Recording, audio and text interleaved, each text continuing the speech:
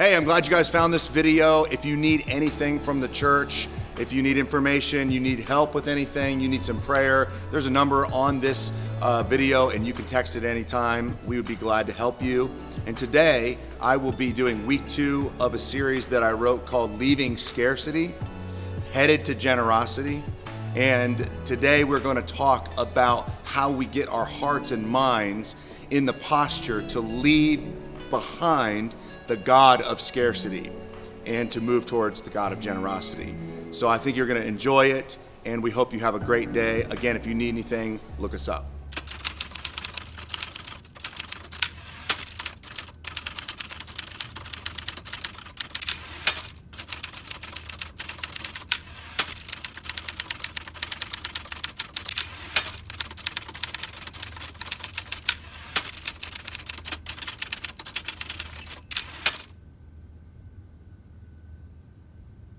All right, man. So, this take, what do you want to see happen with this one? I want to see this Something thing. different? This time it's going to come to blows, man. These Okay. guys are going to get loud. They're going to yell at each other. Okay. I want to hear them get so angry that they almost lose control. The kind of thing that you're not supposed to do in Yeah, corporate yeah. America. Yeah, for sure. You know what I mean? Yeah. All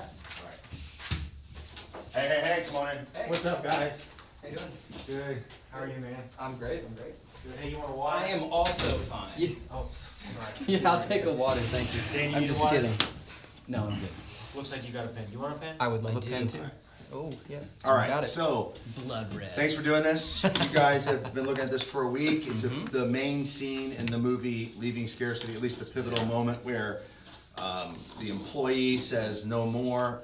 Really, the employee is in slavery to a whole world that is about greed and self-indulgence, and you're realizing you went out of it, and you are the evil, tyrannical boss Yes. with a cold heart Yep. who only cares about building up his kingdom. In a colder game. That's right. right. And anybody that would think about it Yep. is just lost it. And so this time I'd like to see the script, or I would like to hear you guys try to have this thing elevate to your Okay. voices. Like I like to Yeah. hear you yell. I'd like to Okay. hear you kind of take this thing to almost a place of like disrupting the entire floor. If you're on the 30th floor of the building, everyone hears this moment. Okay. I can be disruptive. All right. Let's do it.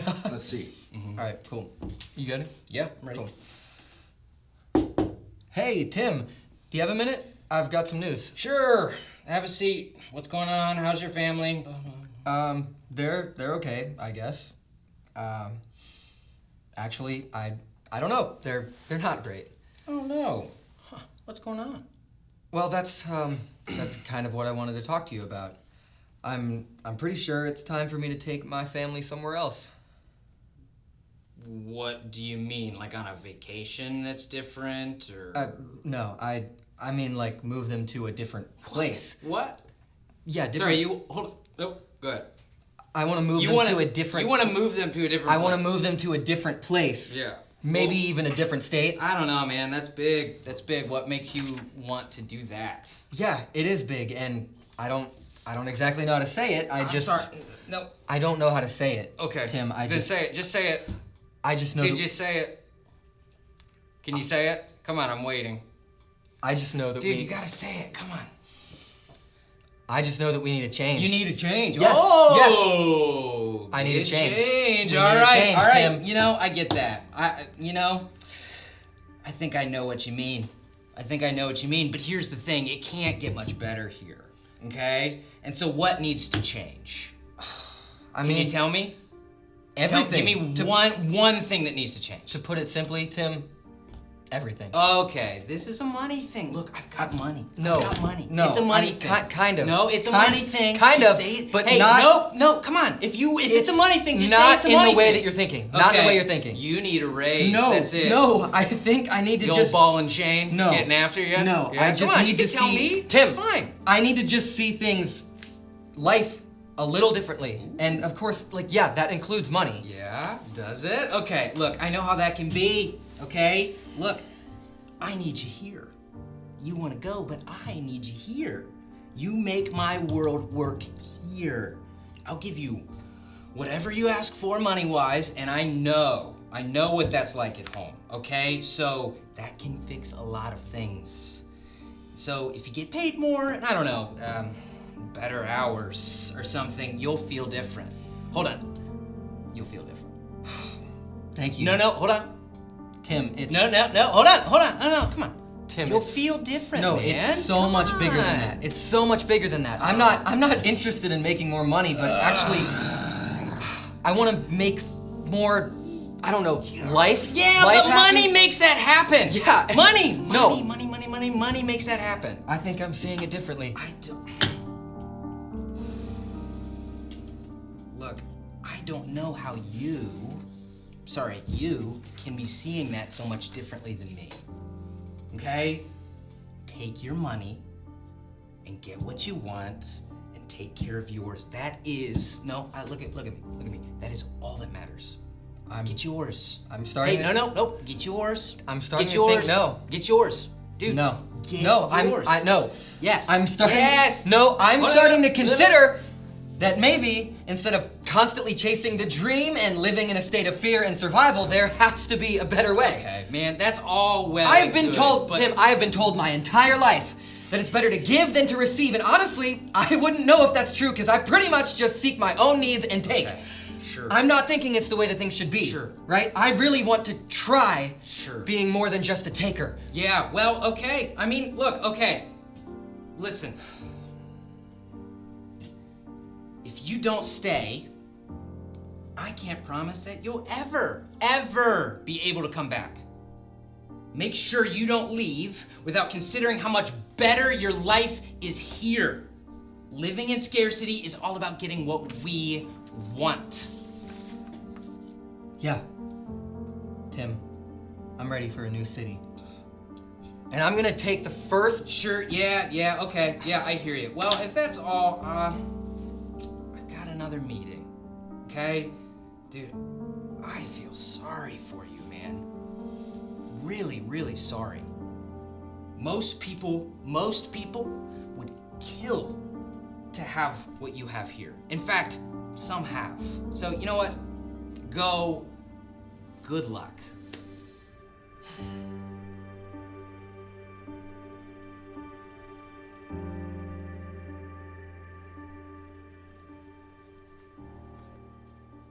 I'm a little close to that, but I feel like that should show up March 27th at the Oscars.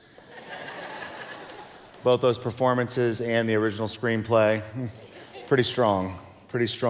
It's pretty obvious that the Matthew's character in that recording is done some work. He's gone to this place where he's felt the tension between the world that he lives in and a new idea, a new way of living life. And the burden of taking and living for himself has become too much of him. Last week, if you were here, and I hope if you weren't here that you caught back up with us online, I asked everybody at the end of my message to engage in what I called a heart inspection.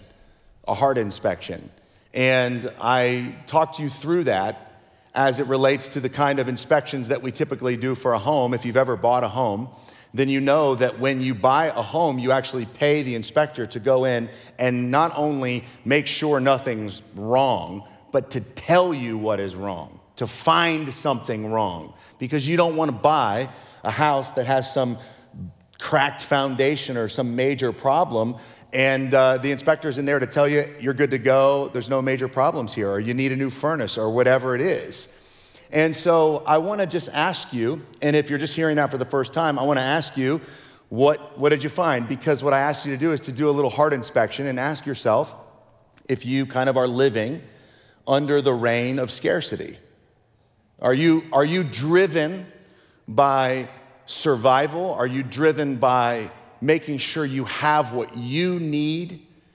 Is your emphasis, is kind of the tilt of your heart towards just getting what you need to get, taking what you need to take, and ultimately perpetuating a lie that the scriptures would say is kind of the first lie that was introduced into the human story? The story of Adam and Eve in this amazing, bountiful garden, a watered garden, which means it has everything that it needs, and it's going to continue to have everything that it needs, and it has more than it would ever. It has more than you would ever need, and it's all given to Adam and Eve. And then the liar comes along and says, "There's not enough here, and God's trying to take something from you, and you shouldn't trust him. You should take matters into your own hands." And this is what scarcity is. This is when we can believe the lie that there's not enough. And we talked about how at the beginning of the pandemic, there were paper products, and actually there were enough. But because we didn't see them all, and we started to believe that there weren't enough, we started to live in scarcity and take. And this is very, very normal. And it's not just one of those things that can happen in the West with materialism. This is something that has happened throughout history, where people believe that they have to take and live their lives on the backs of others, using them to build themselves up. What did you find when you did this heart inspection? What did God reveal to you? Did you have a moment where you were like, oh man, there is something there? Could you relate to Matthew's character? Where you go, I do want to move into a new direction. I do want to kind of approach things and money and my time and my energy and my approach to the world as if there's enough, and I'm supposed to be a conduit of that goodness, as opposed to be kind of someone who just lives in the self-gratifying cycle that so many of us can do. Recently, I was down in my basement, and we've lived in our house now since 2014. And it was a new house, so everything was supposed to be brand new, and there's not supposed to be any problems. And I went down there, and I don't know what I was doing. I think I was putting the Christmas tree away or something like that. And I looked up in the ceiling, and I saw this picture. And I got up on a stool, and I went up next to it to smell it and kind of hear what was it. I had no idea what it was. And I went upstairs and I had a picture of it and I showed it to Katie and I was like, hey, I just saw this downstairs in the basement.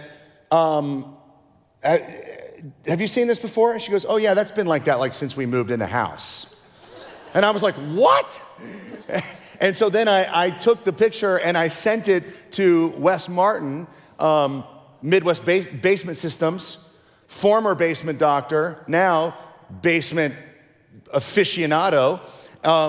And he sent that to me, and I took a video of the pipe going all the way back to our furnace and found out that it was the exhaust for the furnace and that it was slowly leaking carbon monoxide into my house for the past 7 years. And I had no idea. I never smelled anything weird, and I mean, Jet turned green for 2 months when he spent a couple months down there, but other than that, no major problems. That was a joke. I know it's not actually that funny, but he didn't turn green. We didn't know that we had carbon monoxide, a deadly gas, leaking in our house for potentially 7 years. I didn't know that until someone with authority did the inspection. And so part of an inspection is you can go and you should. And the more you spend time with experts, the more you can unpack your own life, your own stuff. But there are experts in the world, and there are basement doctors, and there are plumbers, and there are people who know what's going on. And as soon as you show them what's going on, they can diagnose a situation in you much faster than you can. And so what I would want you to do is not only have you do an inspection and ask yourself the question, am I living in scarcity? Is that my hometown? Am I a citizen of taking? Am I a citizen of kind of just living for me? And ask that question. But a lot of times when you ask that question, there's going to be multiple factors that won't allow you to be truly honest. If somebody came to me and said, do you think that you have carbon monoxide, a deadly poison, leaking through your house? I would say, of course not. Of course I don't. But then the inspector would come in and see it right away. And so you can't just self-inspect, you have to ask God to search your heart. And you have to ask him. And you have to go, God, I really want you to tell me if I'm living in scarcity.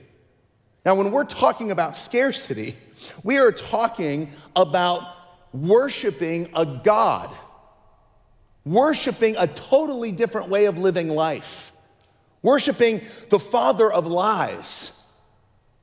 We're talking about being caught into a trance where maybe money is your focus and maybe material possessions are part of it, but you don't believe that it is evil. You think having stuff, having money, taking for myself, providing, survival, any person can, in a very rational way, if you will, make all that to sound like it's all very benign and good and appropriate. And kind of take the whole idea of traveling on an airplane and saying, you know, I kind of apply to every aspect of my life. You put on your mask first, then you put on theirs. And what you can do in that type of rationale is kind of justify, right? Like, I'm supposed to get mine first, so then I can be a good citizen. And God may come along and say, sure enough, you're doing some things okay. But when I do the inspection, what I find is that there is a lethal substance in the air. And you, in fact, are worshiping a false god.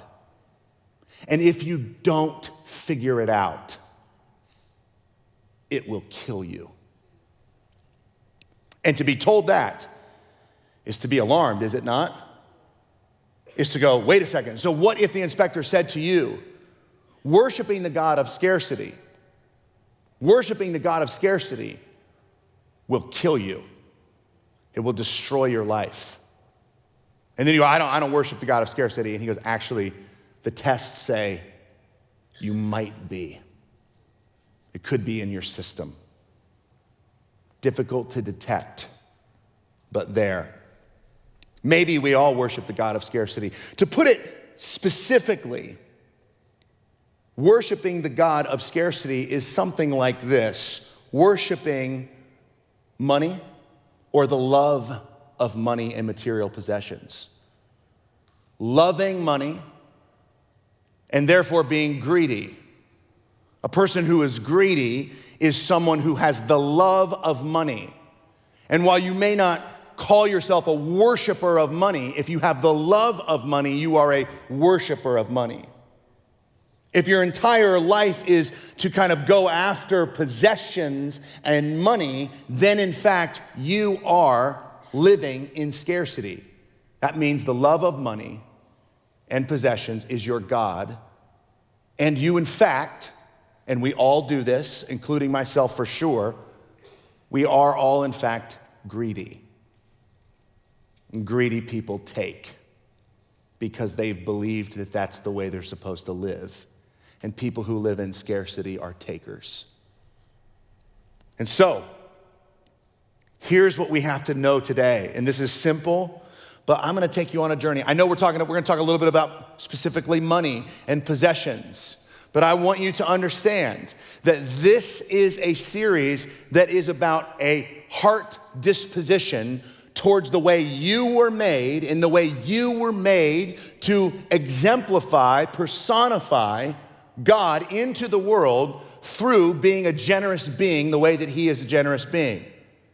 And money is that one that kind of steps into that space and causes that potential idol worship.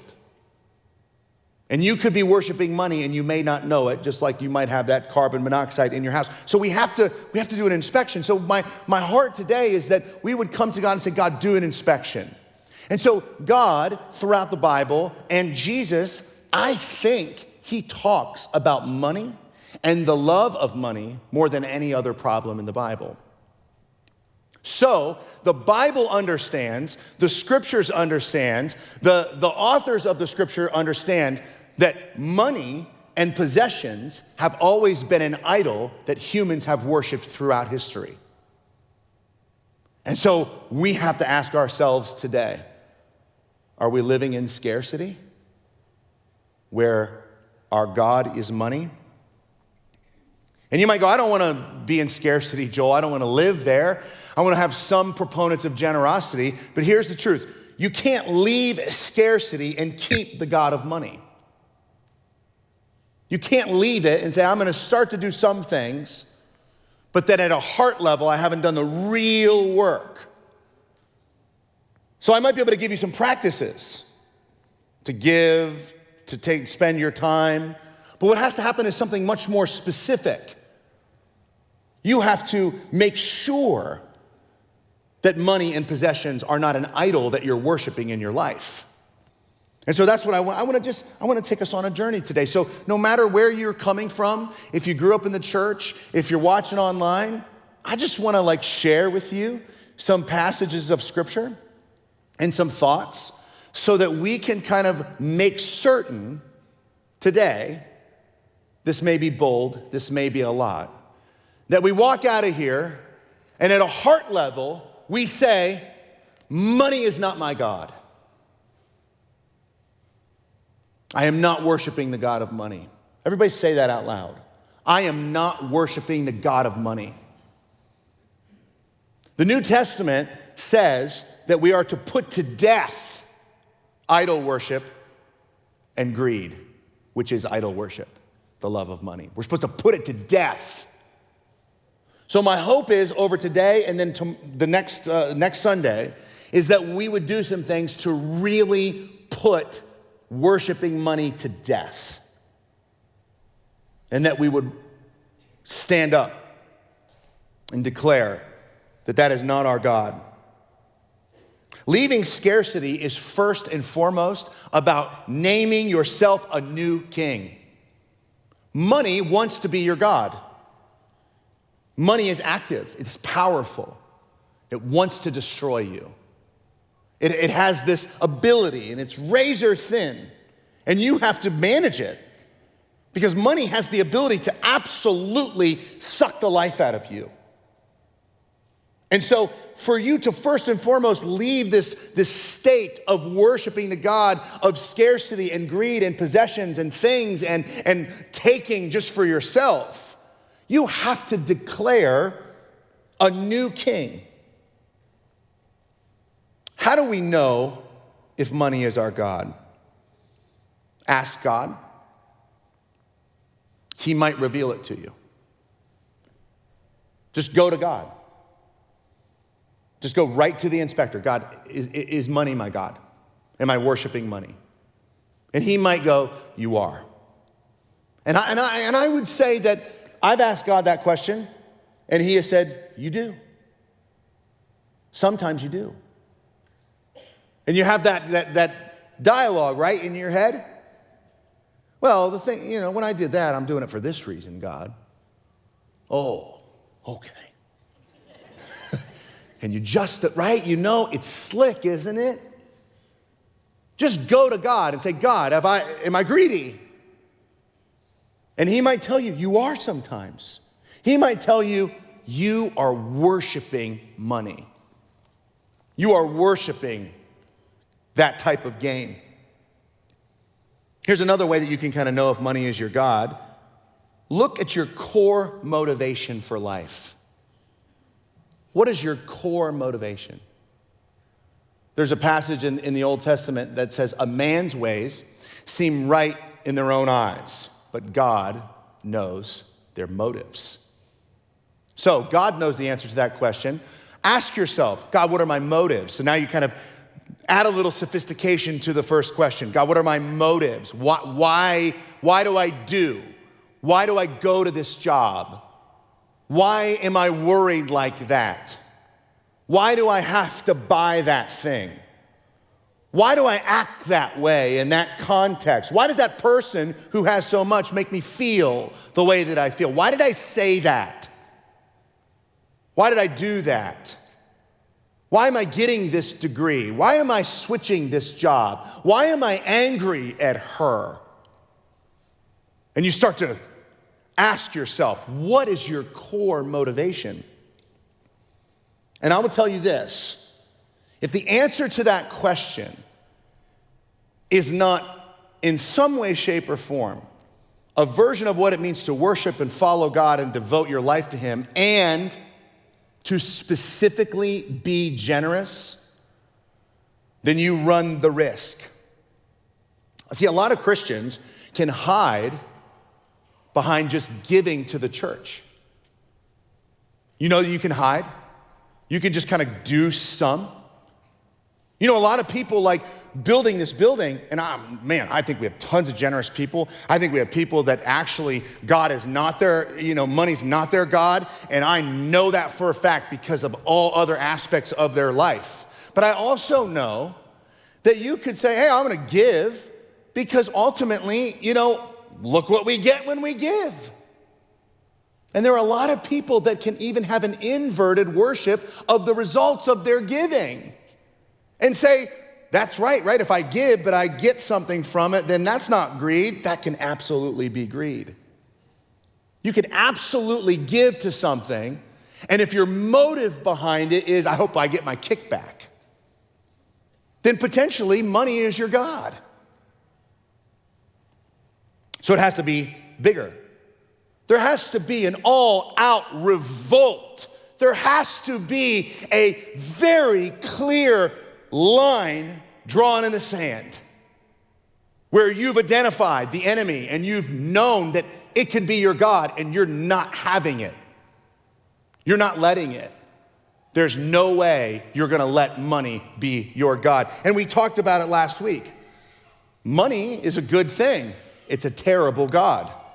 So you have to wrestle through this. What is your relationship to money? What is your relationship to money? You have a healthy relationship with money? You ever had conflict in like a marital relationship about money? Everyone can nod your head. So kind of what is your relationship to money? How do you see money? Do you kind of view that people that have a lot of money are evil?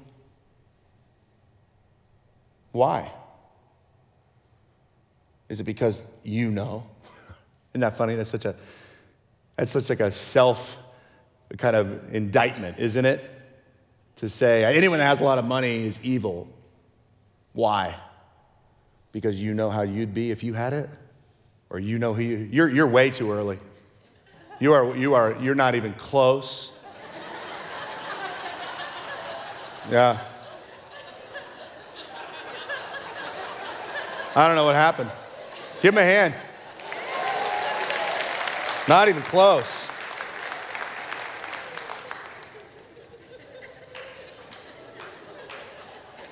I mean, I'm not done either. So it's like, what's your relationship to money? Are you handling money or is money handling you? It's a good way to ask. Is money a tool or a tyrant?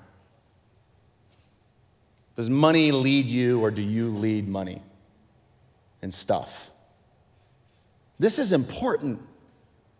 If money has the real animation of an idol, where it can destroy your life because anything that's not God can destroy you and will if you worship it. This is one of the most important conversations you could ever have with yourself. Having money isn't bad, but if money has you, it's going to fill your life with suffering. These are things that are really, really important that you kind of, you DTR with money. You tell it what it is. You tell it where to go. You tell it who's in charge. And you start to move it out, but first and foremost, you move it away from the hooks of your heart and don't allow it to be in control anymore. Sometimes the difference between having money and worshiping it is razor thin, right? I mean, money makes sense. It brings freedom in a lot of ways, but it also can lock us up. It can make life so much easier, but actually if you have over a certain amount, it doesn't make life easier, it just makes it more complicated. It's a very complicated discussion. And we have to have the open dialogue about it.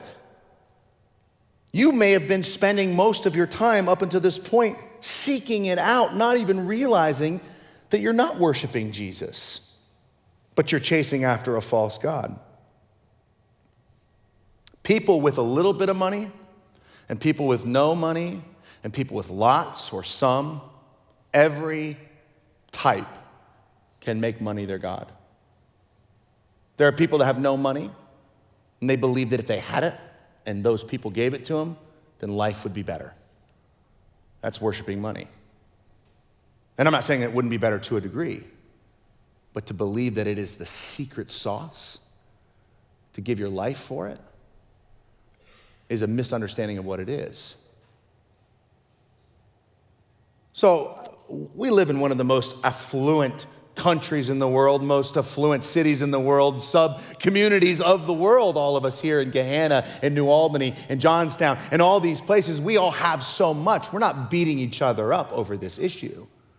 We're lifting each other up because we don't want money to destroy our community. The people of God have served false gods throughout our history, and many times they were slaves of false gods, both representatively, analogously, and in reality. So the people of God have always wrestled with false gods, real ones and the god of money. Just a quick kind of skip through to show you this picture. In Egypt, Pharaoh was a god. He was a god. There's a reason that he had such a large standoff with Moses. Moses is saying that his God was God, and Pharaoh saying, no, he's not, I'm God. And the people that were in slavery there were actually stuck under the tyrannical reign of a false god. Babylonian kings were false gods. Many of themselves were self-titled sons of God, kings of kings. And so when the Israelite people later in their history were taken into exile, they were drawn away by a false god, and it destroyed them. Throughout history, the people of God, Solomon's temple, he brought into the temple of God idols of false gods all from all over the region. And they worshiped false gods in the house of God. The reason to say all this is for us to understand the complicated nature of it.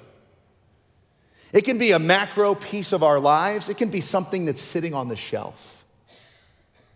It can be in pieces and parts. It can be confusing at times, but all the time, it's a false god and it can destroy your life. God actually tried to warn the people of Israel all throughout their history of false gods, and specifically not just Pharaoh and the Babylonian kings and false idols in Solomon's temple, but about money. In the Ten Commandments, God tells Moses to not have any other gods. No other gods. While he is being told that, the people at the bottom of Mount Sinai are taking their possessions, their gold, and turning them into a false god and worshiping it. And this causes many to die and more suffering because they put a false god before them. There's actually a great theological promise that I still think is going to come true, but for the nation of Israel, one of the rules that he gave the people was called the Year of Jubilee. And what this was is God's plan to keep everybody in the community on good terms and well taken care of. Now, I'm not making some type of socialist commentary or capitalist commentary. That's not what this is. This was God's plan for the people of Israel. There were people that had more and there were people that had less. And throughout 49 years, they would trade and they would do things, and some people would end up with much less, and some people would end up with much more, and some people would become debtors, and some people would kind of hold all the notes, and they had more wealth and more land. And the Year of Jubilee was specifically given to the Israelite people so that they would not allow possessions and money get between their community and their relationship. Because on the 50th year, Every 50 year, all the debts, all of the trades, all of the slavery, all of it was supposed to be released where everybody goes back to where they started.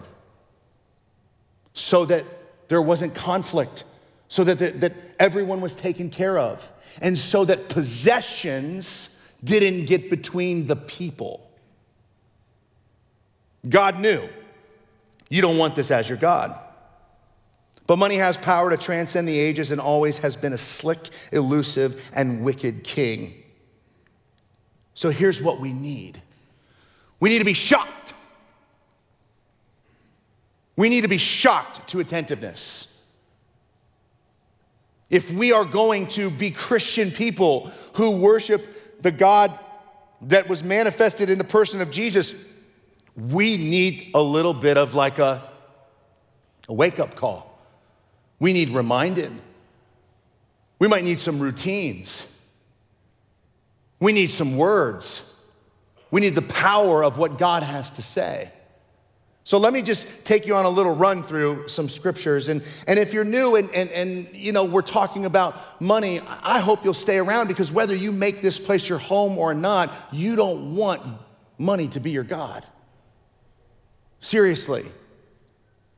I had to go through a personal transformation to be able to lead our church to give to build this building.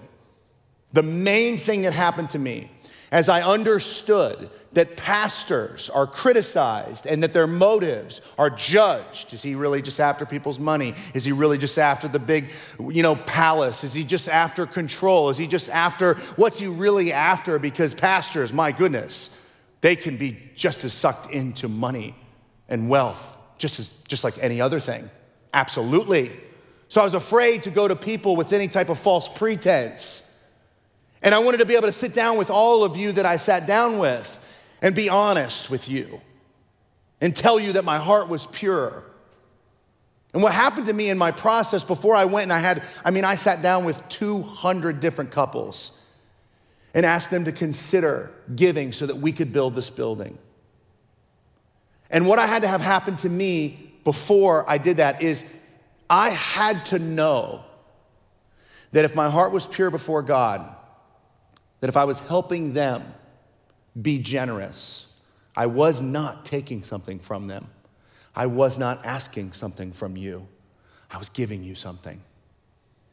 I was handing you. I felt like with every person that gave, that I helped, I believed that I was giving them keys to have an appropriate relationship with money so that we could move forward, and that I was helping them shepherd their lives in what can be one of the most complicated things that we all do. Jesus says it all, so we'll run through this.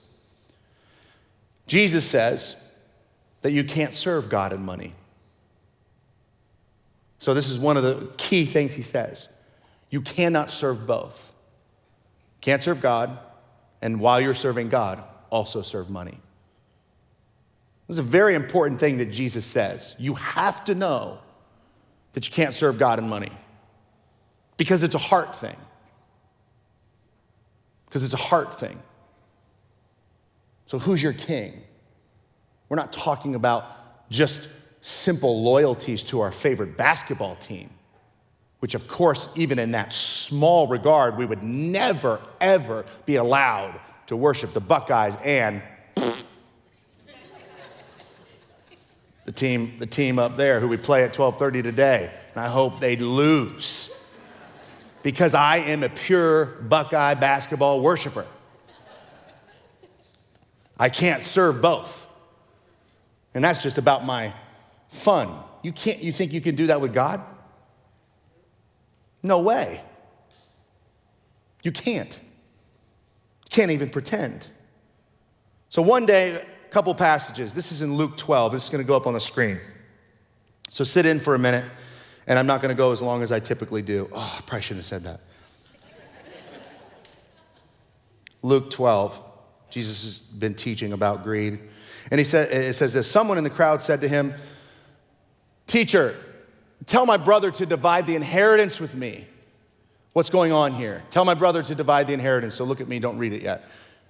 What's happening is someone has a death in their family, right?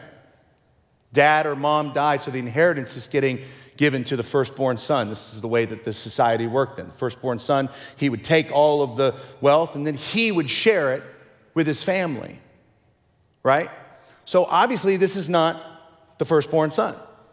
This is the bitter younger brother. Because what he's asking for is he's asking, instead of being brought into the family and just receiving what he would normally receive, is he's asking for separation. Divide. See what it says? Tell my brother, I want my peace and I don't want to be in the family. So what is the brother really all about? What's the issue? Greed, money. So Jesus has been talking about money and serving a wrong king, and he's like, this brother's like, this guy sounds wise. So I want to get some insight on how to handle this deal, because I want my brother to like somehow have to be able to give me mine and let me go do my thing so I can have my own life. And Jesus says this, he says, man, I love that, man, who appointed me a judge or an arbiter between you? Then he said to them, look at that. What does he say?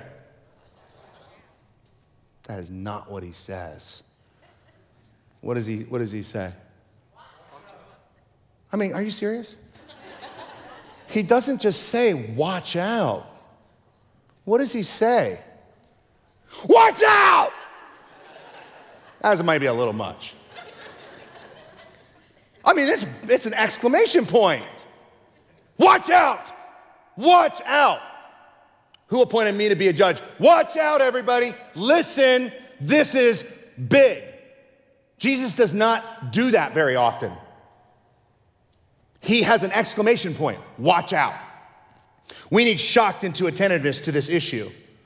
So he says, watch out. Be on your guard against all kinds of greed. Life does not consist in an abundance of possessions. And he told them this parable. The ground of a certain rich man yielded an abundant harvest. He thought to himself, what shall I do? I have no place to store my crops. Then he said, this is what I'll do. I will tear down my barns and build bigger ones. And there I will store myself surplus grain. I will store my surplus grain. And I'll say to myself, you have plenty of grain laid up for many years. Take life easy. Eat, drink, be merry. Eat, drink, and be merry. Any Dave Matthews fans? No. But God said to him, you fool. Does he just say you fool? Big time fool. He calls him a big stinking fool. And he says it loudly. This very night your life will be demanded from you. Then who will get what you've prepared for yourself? This is how it will be with whoever stores up things for themselves, but is not what? Rich towards God. Rich towards God. Isn't saving okay? Isn't having okay? Where does this go wrong? The man has the wrong mindset about possessions.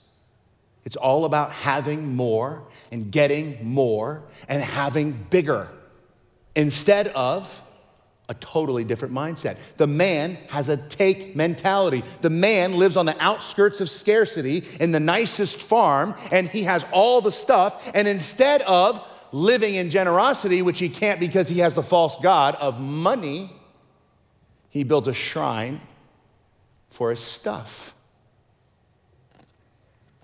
Now, that may sit really uneasy with you. I have a nice house. A lot of us have a nice house. That may make us feel really uncomfortable. Okay. We probably need to feel uncomfortable. We probably need to think through what Jesus is saying. You ever heard the famous quote, it's not the things that Jesus said that I don't understand that scare me, it's the things he said that I do? Pretty clear, right? Beware, watch out. So Paul adds to this. But godliness, I'd put that up in next one, 1 Timothy. But godliness with contentment is great gain. Oh my goodness, if you're thinking about getting a tattoo because this is an epiphany for you, that's a great one to get. Just that sentence. Because godliness with contentment is what? Great gain. Now, what do we think great gain is? More stuff. But living a certain way and having the appropriate disposition towards what you have, look at the birds, that is in the plus category. That's a totally different mindset. What's your spreadsheet look like? What means you have great gain? Is it godliness with contentment? Or is it more barns and more stuff? For we brought nothing into the world and we can take nothing out of it. But if we have food and clothing, we will be content with that. Those who want to get rich fall into temptation and a trap and into many foolish and harmful desires that plunge people into ruin and destruction. For the love of money is the root of all kinds of evil. Some people, eager for money, listen, have wandered from the faith and pierced themselves with many griefs. Go to the next one. Hebrews, keep your lives free from the love of money and be content with what you have, because God has said, never will who? I leave you. Never will I forsake you. What is the author of Hebrews trying to get you to focus on in terms of what your source is in life? Be content with what you have, because who won't ever leave you? God won't ever leave you. What will leave you? Everything else. Go to the next one. James gets crazy. This is the brother of Jesus. He says this, now listen, you rich people, weep and wail because of the misery that is coming on you. Your wealth has rotted. Your wealth has rotted and moths have eaten your clothes. Your gold and silver are corroded. Their corrosion will testify against you and eat your flesh like fire. You have hoarded wealth in the last days. Look, the wages you failed to pay the workers who mowed your fields are crying out against you. The cries of the harvesters have reached the ears of the Lord Almighty. You have lived on earth in luxury and self-indulgence. You have fattened yourselves in the day of slaughter. You have condemned and murdered the innocent one who was not opposing you. Go to the next one. Solomon says it this way, whoever loves money never has enough. Whoever loves wealth is never satisfied with their income. This too is meaningless. Worship God and money, and you worship God and you will become generous. Worship money, and you're worshiping a cold, heartless God, and you will become cold and heartless. Money is a tool. It is a good tool. It is a terrible God.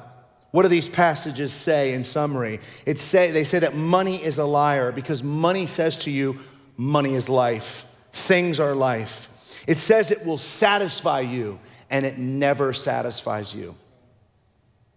It never satisfies you. It will never quench your actual thirst. It plunges people into destruction and ruin. It causes grief, emotional pain. It rusts away. It destroys your physical body, and even worse than that, it destroys people's lives around you. This is from N.T. Wright. He said this about the love of money. When human beings give their heartfelt allegiance to and worship that which is not God, they progressively cease to reflect the image of God. One of the primary laws of human life is that you become like what you worship. What's more, you reflect what you worship not only to the object itself, but also outward to the world around. Those who worship money increasingly define themselves in terms of it and increasingly treat other people as creditors, debtors, partners, or customers rather than human beings. This and many other forms of idolatry combine in 1,000 ways, all of them damaging to the image-bearing quality of the people concerned and of those whose lives they touch. How do we make certain that we are not worshiping money and material possessions? Now that's your cue, Daniel.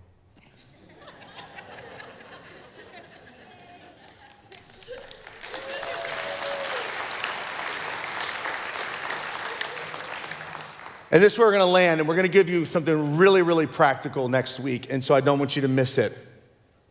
But the most important piece of making sure that you don't worship money and possessions, and that you're not caught in idolatry and greed, is to give yourself to Christ. Give yourself to Christ. Fully. You have to declare a new king. You have to denounce the God of scarcity. You can't leave scarcity and keep the God of scarcity. You have to pick a different king. You have to say to him, I am yours, fully yours. There's a moment in Jesus' life where he gets kind of put in what I'll call like a press conference scenario, almost like a post-game interview. And they come to him because he's starting to kind of offer the world like a different kingdom. So they come to him with a coin, and the coin is a Roman coin with Caesar's picture on it. And they say to Jesus, Jesus, should we pay our taxes? What should we do with this money? Jesus takes the coin, he looks at it, and he says these famous words. He says, render to Caesar's that what is Caesar's. And then he says, but render to God what is God's. And what he's doing when he answers this question is like a press conference where someone gets asked a very, very politically charged question. And if you give the wrong answer, it's going to cause an uproar. So people that are really good at answering diplomatically, they kind of tell a story instead of giving the full answer, and that's annoying in politics, my goodness. But you might also see it at a post-game conference where it's like, what's going on? What happened between so-and-so? And then you go, I think it was a good game. They worked real hard. You know, they're tired. I think they're tired. And it's like, he kind of said nothing. He skipped the question. But he also kind of leaned in maybe a little piece. Yeah, that was a rough moment, something. He gives a little, but what Jesus is doing is multiple things. First of all, he is telling the people of Israel that they are supposed to give their image as being images of God made in his creation, to give their whole selves to him. Because the image on the coin, give that to Caesar. There's an image of Caesar, give him his image, give me my image. Give me yourself. Give your whole self to a different kingdom. So think about that. He's kind of saying, yeah, give Caesar what he wants, but at the same time, let's start another kingdom.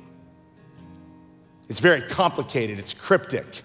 Let's start another kingdom. And then when he says, render unto Caesar what is Caesar's, he's doing a callback to a revolt that was 200 years before the time of Christ, where the Maccabees were, in the book of 1 Maccabees, the Jews were fighting the Syrians at this time, not the Romans, and they were invading Judea. And one of the leaders of the revolt says, give to the Gentiles what the Gentiles deserve, as in, let's fight them off. Let's not let them have this here. So Jesus says, render unto Caesar's what is Caesar's. Yeah, we'll tip our hat at that. That's what they want to hear. But here's what it actually means. We're going to give ourselves to our new king, and we're going to worship him, and we're going to declare him the God of our lives. The people were afraid. The people were really afraid. When Jesus was a little boy, there was a moment where Herod went after Christians, because if you remember the story of Jesus' birth, there was a census. And that's why Mary and Joseph had to travel to Bethlehem to be counted. And that wasn't so they could see how many people were in the kingdom. That was to see how much money they should expect from the tax. And so a lot of people didn't pay the tax. And because of that, thousands were crucified. So what Jesus is saying is, give to him what he wants. But let's start a new kingdom. Let's start a new city. Let's make a city that is about being image bearers. Let's not be like the Romans. Let's not be like the Syrians. Let's not be like the father of lies and just take and destroy and live for ourselves. Let's be like our God in heaven, the generous giver of life, who in everything he does offers with a full and generous heart all that we could ever need or more. Let's join his kingdom. And whatever that means, let's do it to the end. Join the revolution and give yourself fully to King Jesus. These guys are gonna come and sing this song, and they're gonna sing about a God who is a firm foundation. One of the things you have to ask yourself is, what are you building your life on? Because if you're building your life on the God of money and greed and material possessions, that is going to fall apart. That is going to self-destruct. That is going to cause lots of problems and lots of pain. So today, as these guys sing, would you contemplate making the God of generosity your king? Giving your whole self to Jesus? Worshiping him fully? And then being transformed into his likeness because we become like what we worship. So let's take a minute and let's pray, and these guys are gonna lead us in a song. Father, thank you so much for this challenging notion, God, this substance that and this agent in the world that has the ability to destroy our lives. I pray, God, that as we just contemplate what we have, that we would not become worshipers of the creation, but worshipers of the Creator. That we would not allow the stuff that you've put in our hands and the beauty that's in the world become our draw, become our aim. I pray that our hearts and our affections would be for you and you mostly. And so, God, there are people in this room today, we've declared you as king in the past, but Father, today we renew it. We declare you as king. We denounce money and possessions, and we will not let them be our God. We will not follow them. We will follow the God of generosity. I pray, God, that as you inspect our hearts, that we would just see how not only following the false gods of the world is so destructive, but how following you is not just sufficient, it's not just good, it's everything we could ever want and need. It's strong, it's beautiful, it has life and goodness, and it gives aim and purpose to everything we do.